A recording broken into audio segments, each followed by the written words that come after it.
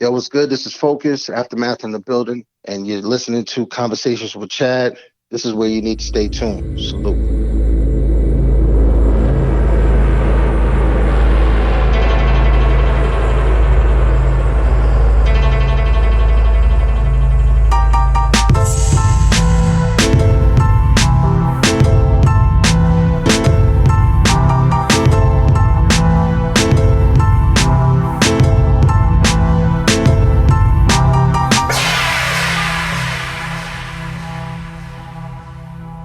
Welcome to Conversations with Chad, where we talk to industry leaders in music, entertainment, sports, and business. Thanks for tuning in. My name is Chad. On today's segment, I'm sitting down with a 5-time Grammy Award-winning music producer who has worked with an A-plus list of artists and producers including Dr. Dre, Beyoncé, Lil Wayne, Eminem, Rick Ross, Kendrick Lamar, Anderson .Paak, Game, Christina Aguilera, 50 Cent, and just too many more to name. Without further ado, please welcome the producer's producer, Focus. What's good, homie? How are you, family? Yeah, so let's get into this. You just dropped the Sound Without Focus is Just Noise 21 record. And you touch on some personal things with this amazing song. Thank you. What's the significance of this record and what prompted you to make this particular song? I really pride myself in just putting out records that are kind of against the grain. I try to get people to think, try to do some things with substance, so I've been gone for a while, for what would seem a while, but I lost my son last year. My wife she moved on with her life, and I lost a lot of people in my life, so I just felt like it was a great time to purge and just let all my people know that I'm good and what has been going on and what's about to go on. So I haven't lost my love for music, and it's the best way for me to, contact my people all in one whop, Condolences with the loss of your son, and we're glad that you're doing good in spite of some of these things that have happened in your life. So keep moving strong, man. Thank you, man. Thank you. You're working on the Focus Presents the NW variant. Explain the meaning of this album title and what we can expect from the new album, like who you're working with feature-wise, how many songs you're planning for the album, things like that.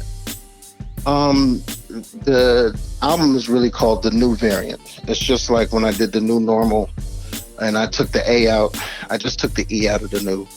And the whole thing about it is right now I was going to do kind of like a part 2, kind of a compilation and have a bunch of features, but I feel like I have a lot to say, a lot more to say than just the song that I put out. So it's going to be my project. I think it's going to have 10 to 12 songs, and whoever wants to pull up to the mic, I'm going to do, my go-tos, and then I'm going to find some new talent and try to make my version of what would be my chronicle, my version of what would be my staple album, so that's really what I'm trying to do with the new variant.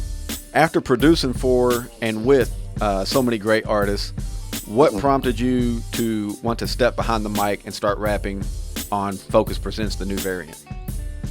Funny thing is, I started off as a rapper producer, so it was never something that I just started doing.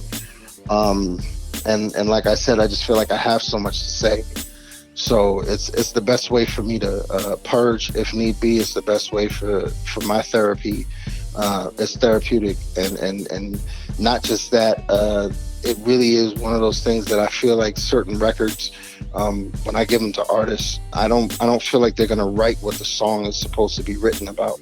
So it's just easier for me to kind of take it and make sure that the proper things are said on the track. We spoke some years back when you were doing the Avant-Garde project. So how does Focus Presents the New Variant compare to your other projects like the Avant-Garde project or even Dedicated? Dedicated was my initial introduction into, if you will, the Aftermath family. My initial rise in the ranks out here on the West Coast. So again, I'm from the East Coast, so just coming out here, I really had to find my way. I had some amazing OGs that took me under their wing. So the Dedicated album was really, really dedicated to the industry. I put it out for free, and everybody that came into the studio to be on the album, everybody did it for free. So it was a labor of love. The Avant-Garde project, that was really just me showing that I'm not just a hip hop producer. I'm not just a rapper. I write songs too. I don't call myself a singer, but I can hold a note. So that's the difference between Dedicated and Avant-Garde. And then what I'm doing right now, with the growth, just working with Dre as long as I've worked with him, my production sounds different. My production sounds a lot better. My mixing sounds better. So it's just growth. That's all it is. The difference between all the projects is just growth. Sure. Okay, cool. Let's go back to the beginning for a second, because you're the son of Bernard Edwards, co-founder of the iconic disco funk R&B band Chic. Yes. Explain how your father, being such an accomplished musician and artist, influenced you to pursue music. My father was everything. He was everything to me. He was literally everything I wanted to be. And my biggest thing in my entire career was to impress him. I wanted him to say, "I'm proud of you." I wanted him to say, he liked my music. And as a child, like I was 6 years old writing songs. 8 years old, I knew I wanted to be a producer. So oh wow, it literally was everything, and everything I wanted to do and everything I wanted to be, and I knew that at a young age. So it was my drive my entire life. So just trying to impress him was probably the hardest thing in the world, and I still haven't had a chance to do that, even though he's passed. But he never got to see everything that happened, Right. So. Well, once you started getting into music yourself and pursuing it as a career, was your father supportive of that endeavor, and what kind of advice and pointers did he give you along the way? He was not supportive. He did not want me to do the music at all. My father, he knew what the industry had in store, and it was really important for him to be a protector. My father was a great provider and a great protector, and he did not want me to go through the pitfalls that he went through, and he didn't want me to deal with, the snakes in the grass and all that stuff. So, he didn't like the fact that I literally did it against my mother and father's wishes, and just kind of went out on my own to figure this thing out. So, when you signed with Dr. Dre and Aftermath, tell me about that experience and getting recognized by Dre, and how the two of you initially linked up together. My initial audition for Dre was through a demo I was doing with an artist by the name of Dax. I was working with Jason Weaver, and he had a production company called BootTube, and in that production company, I was one of 3 or 4 producers that he had signed, and he had some artists, and Dax was one of them. So Dax, being from the West Coast, I spent a little time out here, and I had my adaptation of what I felt the West Coast sound was, and it was mixed with a little bit of my East Coast sound and my Southern sound. So we just really made some different kind of music. And Dax's people had ends with Dre, and they brought the demo to Dre. And the first thing that we did together was Riding High for the Wash soundtrack. Yeah. And we made one song, and Dre took the song and put it on the soundtrack. And after that, he was like, I'm rebuilding Aftermath. I'm rebranding, and if you're willing to work, I have a spot for you. I told him I was ready to work right at that moment, and the rest is history. Nice. Now, like you said, you were on the Wash soundtrack, but one of the other first projects you worked on was the Truth Hurts album in 2002. Yes. Talk to me about working with Truth and putting together the songs Next to Me and Do Me for that project, and working in this environment surrounded by, at this time, Dre, Eminem, Scott Storch, Mailman, and this whole budding kind of conglomerate of Aftermath. Right. it really was one of those things that I I was telling everybody before that I had to find my way, being from the East Coast. So coming out here, like I said, it was one of those things that I had something to prove. If you listen to Next to Me really just is a East Coast top half of a track with West Coast drums, and that's exactly what I did. Like, that was my exact approach. And Dre even stripped it back because I had a lot more instrumentation in there, and he was like, the groove by itself is enough.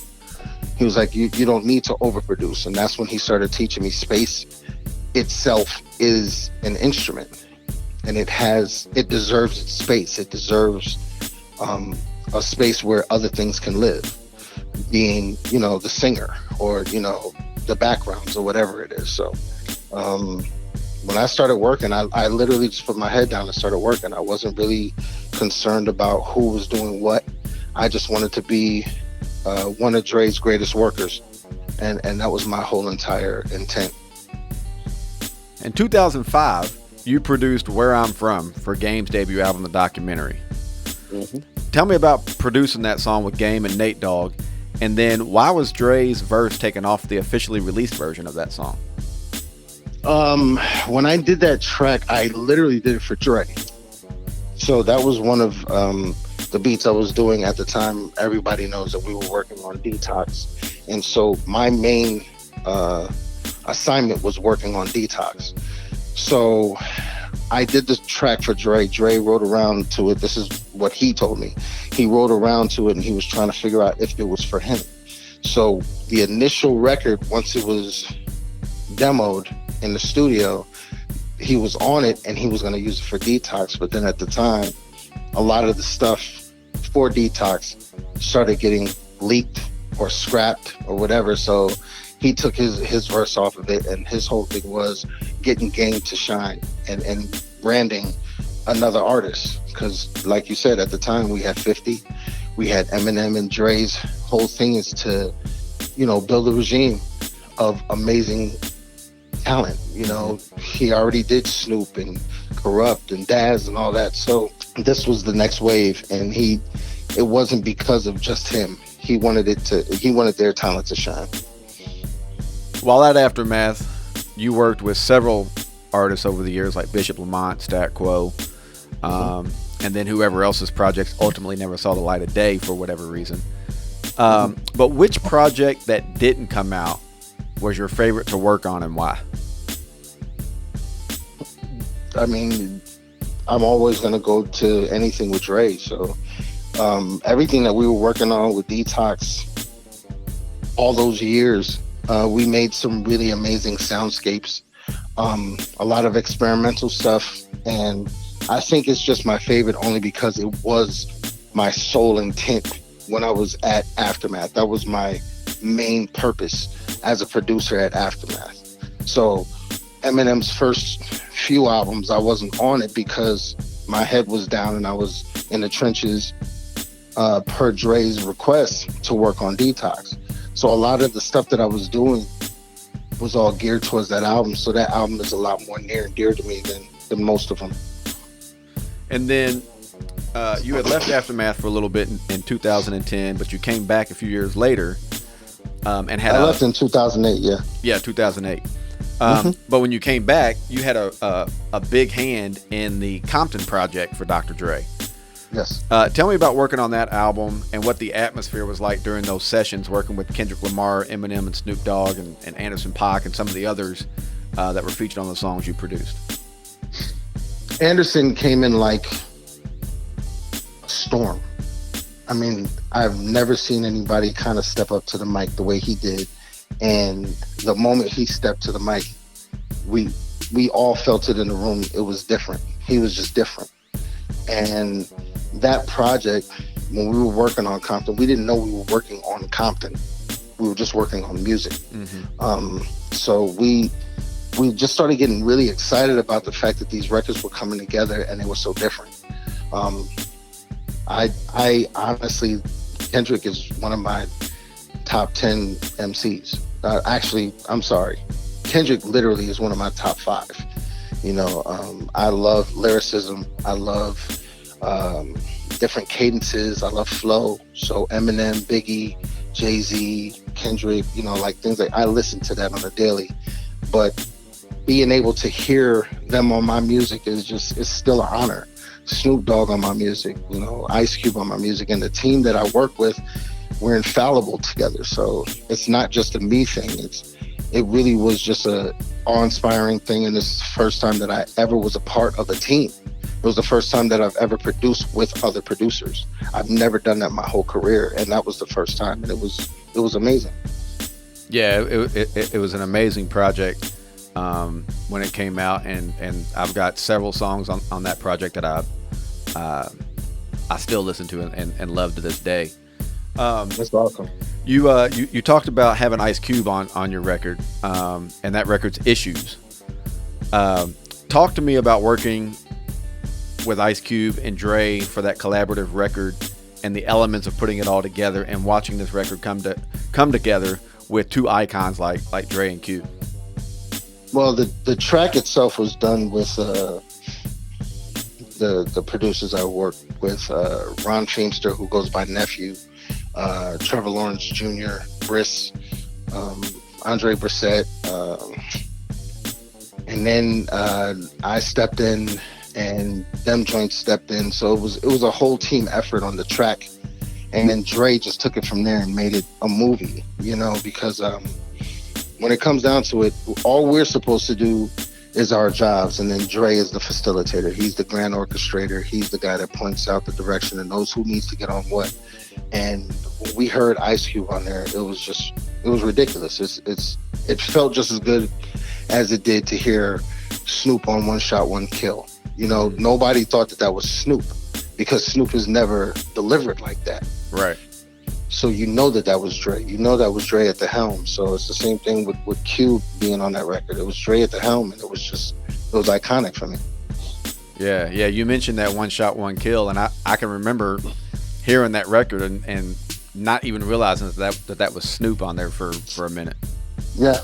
Everybody said that, and they thought it was a joke. I'm like, no, that's really Snoop. Like, that was him spitting.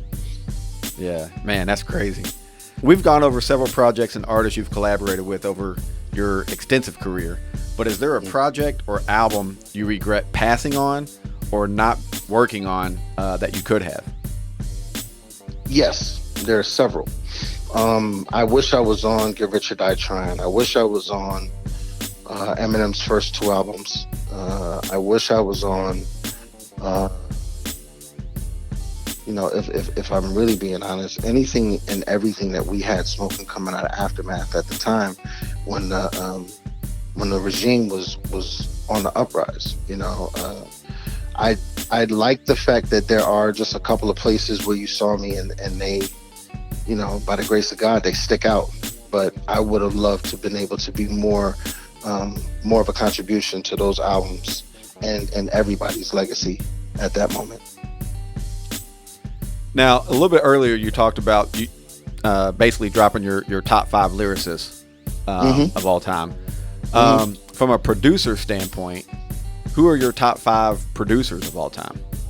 This is not in any order, but it's Prince, Stevie Wonder, DJ Premier, Dr. Dre, and Quincy Jones. Nah, I like that 5. That's a dope 5 right there. I like that 5. Yeah. Those are the people I listen to. Yeah. Yeah. So wrapping it up, I've noticed that you've been in the studio a lot lately with Dre, Fred Wreck, DOC, Exhibit, and I know you can't speak on anything specific, but what's been going on in those sessions? Because Corrupt just did an interview hinting that Dre may be putting something together, or what? Yeah, there's a lot of people talking, and the bad thing about it is I love all of them. I love all my OGs, but the only person that can answer anything that Dr. Dre is doing is Dr. Dre. Sure. So what we've been doing in the studio is making music. That's what you do in the studio. So at the end of the day, I show up and I make music. I don't know what Dre has in store. That is not for me to talk about. But what I can talk about is it's amazing. The music that we're making. It's amazing. The vibes that we're feeling. It's amazing that they're, the crossbreed between old school and new school that come through, even just the energy itself. So that's the only thing that I show up for every time. I never know who's going to come through the door. I never know what that's going to impact in that session, so we're just really making music. We're just honestly, whatever the day brings. It could be a rock record. We don't know, but we're just literally just making music and just going with the vibe. Yeah, that's dope. Well, I can't wait to hear whatever it is you guys are cooking up in there. I know you've got everybody anticipating what's going on, so that's what he does. Yeah. Well, Focus, man, I appreciate you coming on to the podcast and sharing appreciate your thoughts. You for having me, man. Yeah. All right, brother, thank you. All right, homie, appreciate you. All right. And that concludes this episode of the Conversations with Chad podcast. Be sure to check us out at chadkaiser.com. We'll be back soon. Thanks for listening.